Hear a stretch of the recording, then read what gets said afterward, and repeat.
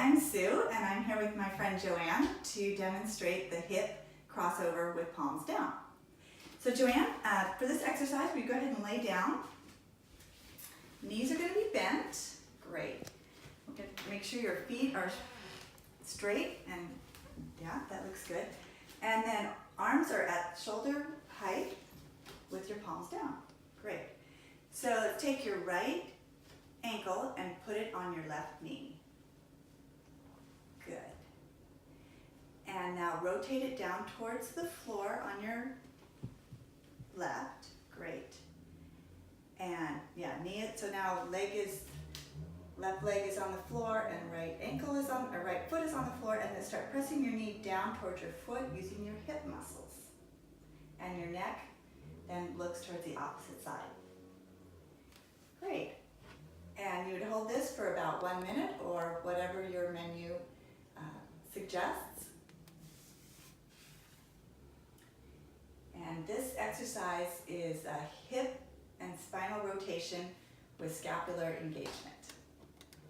And you'd hold it again for 1 minute or whatever your menu has for you time-wise, and then you would do it on the other side. And to come out of it, just lift your legs up, rotate out of that, and down, and then you do the other side. Is that it? Hi, this is Sue and Joanne, and I'm here to demonstrate the exercise crocodile. So for this exercise, Joanne, you want to lay flat on the floor. Legs are straight. Arms are out at your shoulder width or shoulder height, and palms down. Great. And I just want to make sure your body is all lined up. You look great. Okay, so you take your right ankle and you put it on your left foot. Good. And the ankle or Achilles tendon should be right between the second toe and the big toe. Looks good. Now you're going to rotate your right hip off the mat and come onto your left leg. Perfect. Yeah, and keep your feet flexed. Perfect. In this position, you want to tighten your glutes and your quads, and you can go ahead and look towards the opposite direction. In this position, it's looking to your right. And you would be in this position for 1 minute or whatever your menu suggests. This crocodile reestablishes the body from the ankles to the shoulders.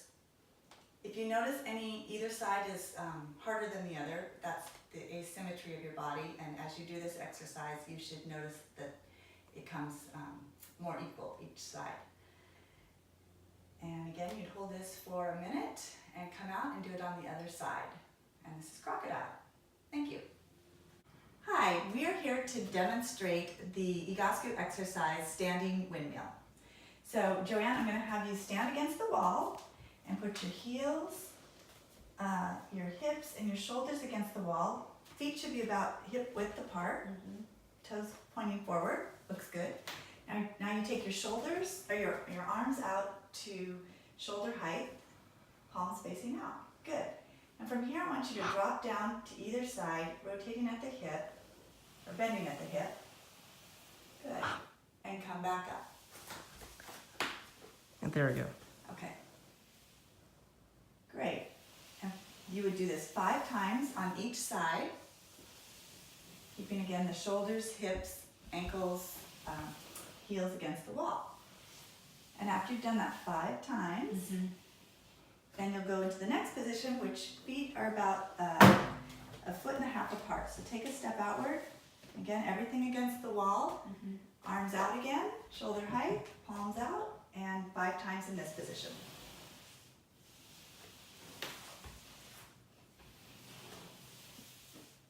Great. And after you've done that 5 times, there's the third position is 1 foot wider, so 3.5 feet apart.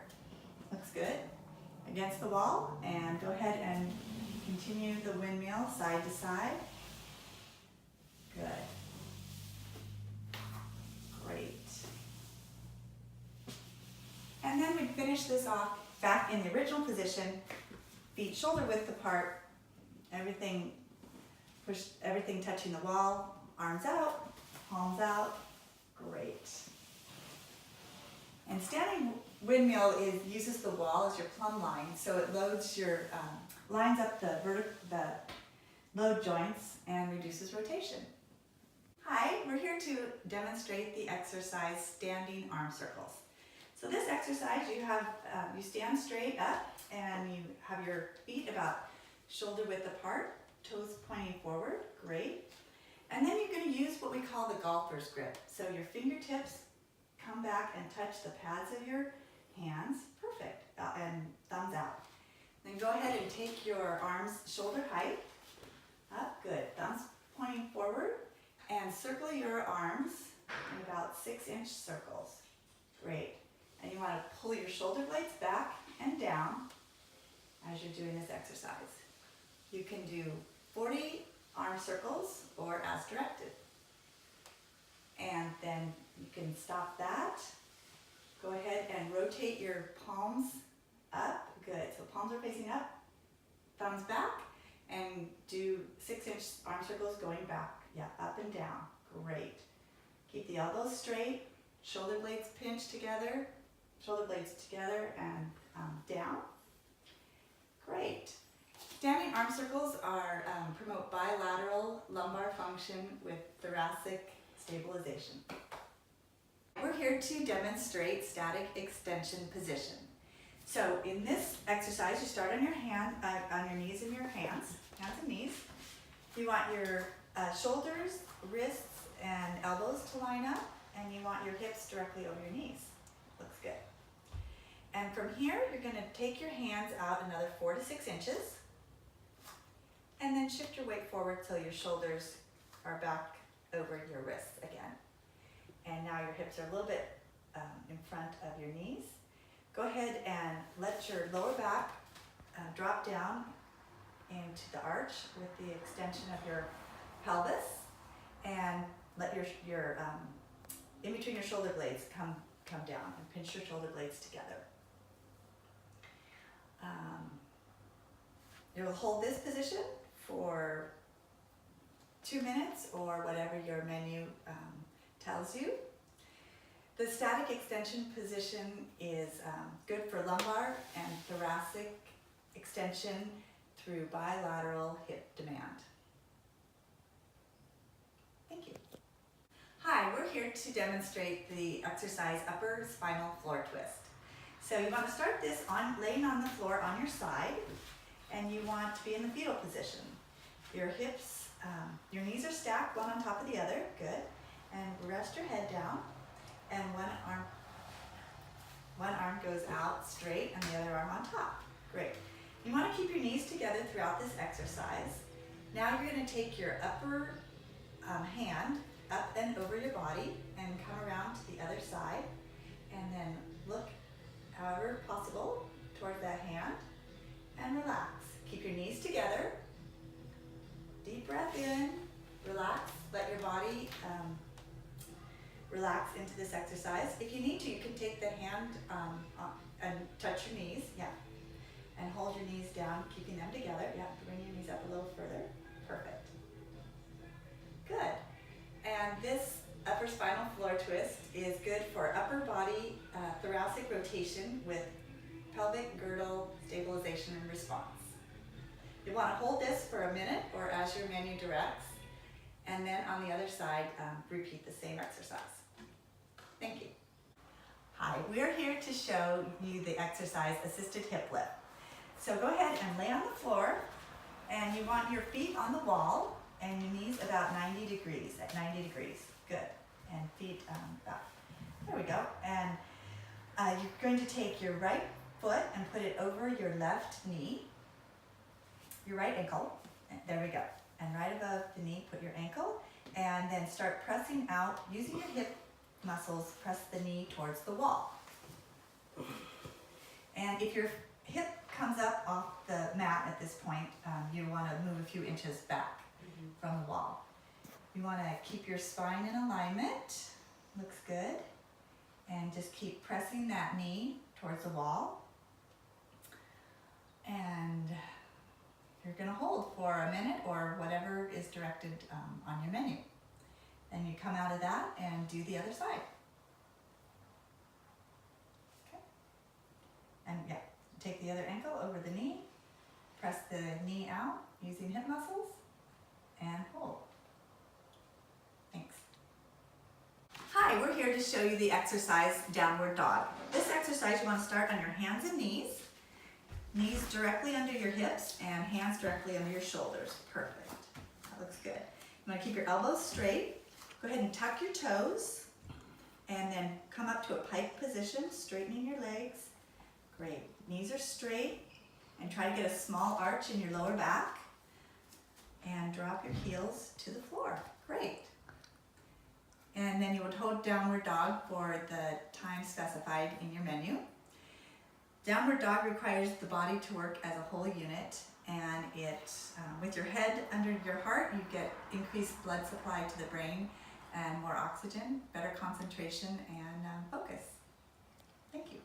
Hi, we're here to demonstrate the exercise supine foot circles and point flexes.